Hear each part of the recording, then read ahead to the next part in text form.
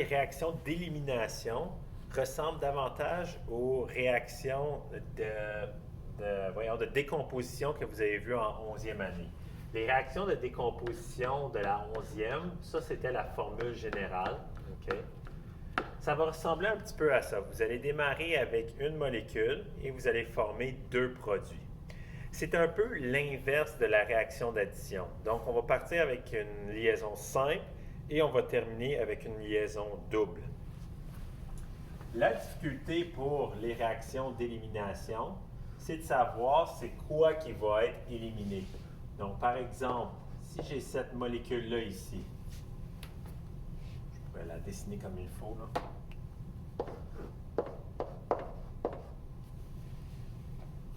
Le truc que je vais vous donner, c'est que ça va tout le temps le groupement fonctionnel qui va quitter. Donc, ici, ça va être le brome qui va quitter. Mais il va quitter avec qui? Il doit tout le temps quitter avec un atome qui va être accroché au carbone à côté du carbone auquel il est attaché. Donc, le brome est attaché sur ce carbone-là. Donc, il faut que je regarde un atome qui est attaché soit ici, soit là, ça va donner la même réponse. Qu'est-ce qui est accroché sur ce carbone-là? C'est un hydrogène. Donc, pour trouver le produit, je vais faire un peu la même stratégie que je faisais avant. Je vais redessiner le réactif. On va effacer deux liaisons parallèles et on va former deux liaisons parallèles. Donc, l'élimination de cette molécule-là va former un alcène, plus, si ça ici, je réécris ça, dans le fond, c'est l'acide bromhydrique. Et c'est comme ça que je vais trouver les produits d'une élimination. Donc, une élimination, il faut éliminer deux groupements, soit deux atomes, comme dans ce cas-ci, ou des fois, ça va être des groupements d'atomes. Fait que l'expérience que vous devez aller chercher avec ma leçon et avec les devoirs, c'est de savoir quoi éliminer. Vous allez reconnaître une élimination parce que justement, il y a juste un réactif. Donc, un autre indice qu'il va y avoir pour les réactions d'élimination, c'est qu'on va mettre des choses sur la flèche. Okay? Qu'est-ce que je veux dire par des choses sur la flèche? Vous avez appris qu'ici, il y a les réactifs, ici, il y a les produits, mais je ne vous ai jamais enseigné qu'est-ce qui arrivait sur la flèche lorsqu'on mettait de l'information. Comme par exemple, si on met H2SO4, ça veut dire que H2SO4 ne va pas réagir avec mon réactif, va plutôt catalyser la réaction. Donc, un catalyseur a juste besoin d'être là en petite quantité et il va accélérer plusieurs réactifs, donc il va accélérer toute la réaction. Une autre chose qu'on peut mettre sur la flèche aussi, c'est les conditions. Des fois, vous allez voir un petit triangle comme ça sur la flèche. Ça veut dire qu'on a chauffé la réaction pour qu'elle ait lieu.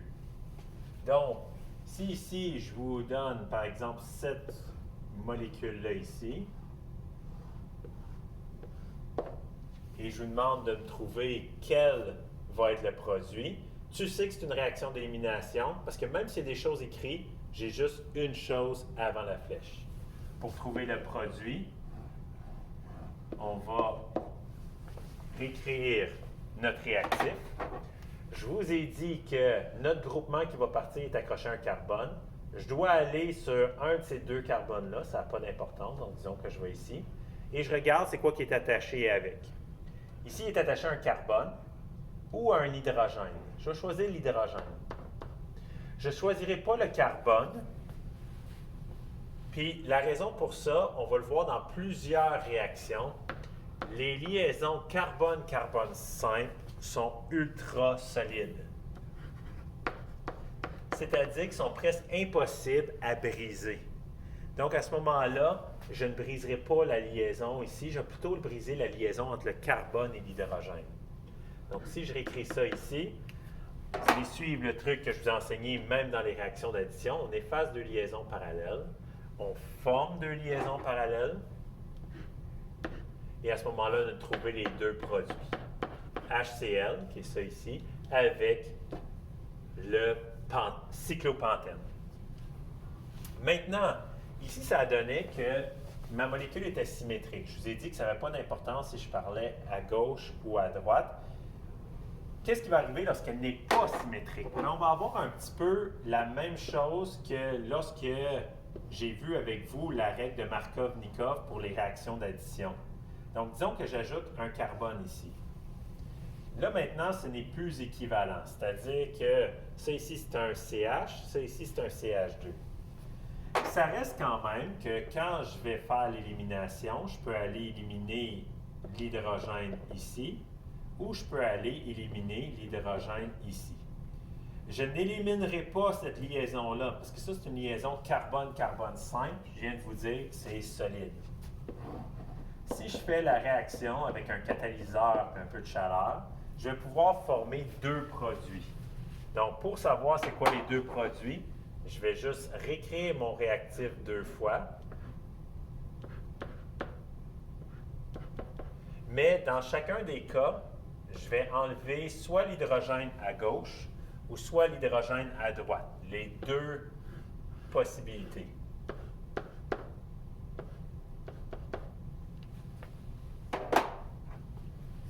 Encore une fois, pour trouver les produits, je vais effacer deux liaisons parallèles et je vais former deux liaisons parallèles.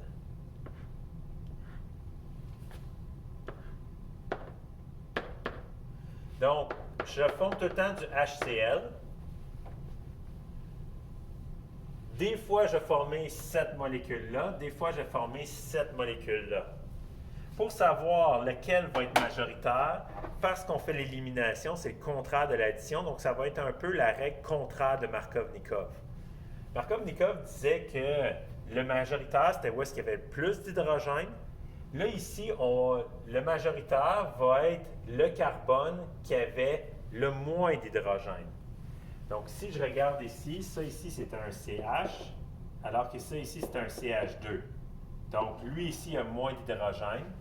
Donc, la double liaison qui était formée avec le carbone qui avait le moins d'hydrogène, c'est lui qui va être le produit majoritaire. L'autre façon de voir ça, je l'ai écrit ici, on va enlever l'hydrogène davantage, celui qui est accroché au carbone qui fait le plus de liaisons avec d'autres carbones. Donc, ce carbone-là faisait 3 liaisons. Ce carbone-là faisait seulement 2 liaisons. Donc, à ce moment-là, le majoritaire va être la double liaison qui était formée avec le carbone de gauche. Les réactions d'élimination peuvent se faire aussi avec les alcools. Ça va être la même chose, ça va être en présence d'acide. Donc, si j'ai par exemple cet alcool-là ici, je mets une quantité catalytique d'acide, je chauffe un petit peu. Okay. À ce moment-là, ce que je vais obtenir, c'est que le OH veut partir. Le OH veut partir, fait qu'il faut que je le fasse partir avec un atome qui est sur le carbone à côté de l'hydroxyde. Donc, j'ai le choix d'aller ici ou là. Quand j'ai deux choix, ça veut dire qu'il va falloir que je fasse la même chose qu'ici. Il y aura deux possibilités pour la réponse, dépendamment si je choisis le carbone à gauche ou à droite. Encore là, ça vient du fait que ma molécule ici était asymétrique. Si je regarde, si je veux placer l'hydrogène pour m'aider, donc ici, ça va partir avec l'hydrogène là, ici, ça va partir avec l'hydrogène là. Je détruis deux liaisons parallèles et je forme deux liaisons parallèles. Donc, on voit que cette réaction-là, quand on va éliminer des alcools, on va produire de l'eau. Donc, HOH, c'est de l'eau. Maintenant, pour pouvoir me poser la question, bien, quel va être produit en plus grande quantité? Donc, lequel que j'ai éliminé, l'hydrogène qui avait le moins d'hydrogène sur ce carbone-là. Ici, c'est un CH2, ici, c'est un CH3. Il y a moins d'hydrogène ici, donc c'est préférable d'éliminer ici. Lui va être majoritaire. Ou l'autre façon que j'aurais pu regarder ça, lequel ici est lié à plus de carbone? Lui est lié à un carbone, lui est lié à 2 carbones, donc c'était préférable d'éliminer sur celui qui était lié au plus de carbone. Quand vous allez faire des réactions d'élimination des alcools, comme je viens de faire ici, vous allez former de l'eau. Une réaction d'élimination qui forme de l'eau, on va appeler ça une déshydratation. Donc, déshydratation, ajoutez ça dans les sous-catégories de réaction. C'est une réaction d'élimination qui forme de l'eau.